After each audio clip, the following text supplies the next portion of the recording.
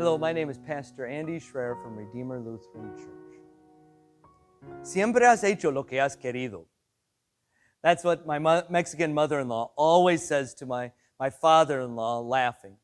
Loosely translated, it means you always do what you're going to do anyway. Now, please understand, she always says it with a smile. When they're trying to decide where to eat, she smiles and says, Siempre has hecho lo que has querido.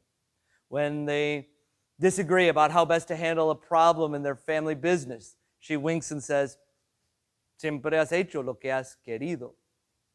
When he asks her opinion about something, she laughs and says, Siempre has hecho lo que has querido.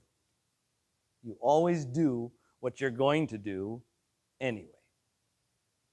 I was thinking about my mother-in-law the other day while I was praying.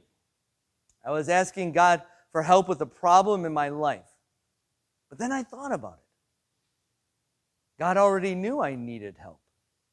I mean, He promises in the Bible to help me and work everything for my good, whether I ask Him or not. His will is going to be done no matter what I ask. So why pray? God always does what He's going to do anyway. Well, first of all, God wants us to pray because prayer is good for us.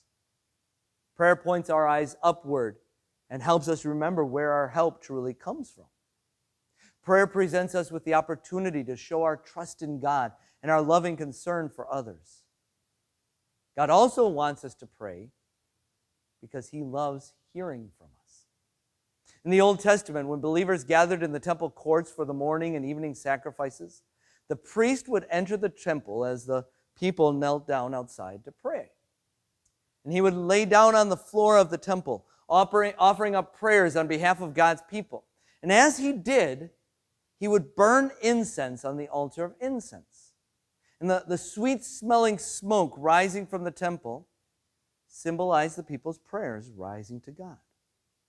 The picture is that our prayers smell sweet to our God. God wants us to pray because it's good for us and because He loves to hear from us. But we also pray because our prayers actually do affect what God does. Jesus' half-brother James tells us, the prayer of a righteous person is powerful and effective.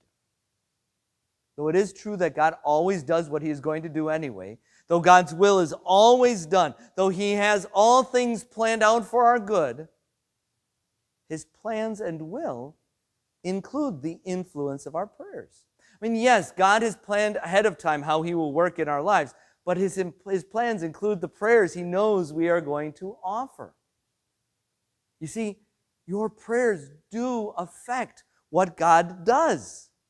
The all-powerful King and Lord of the universe is listening to you personally.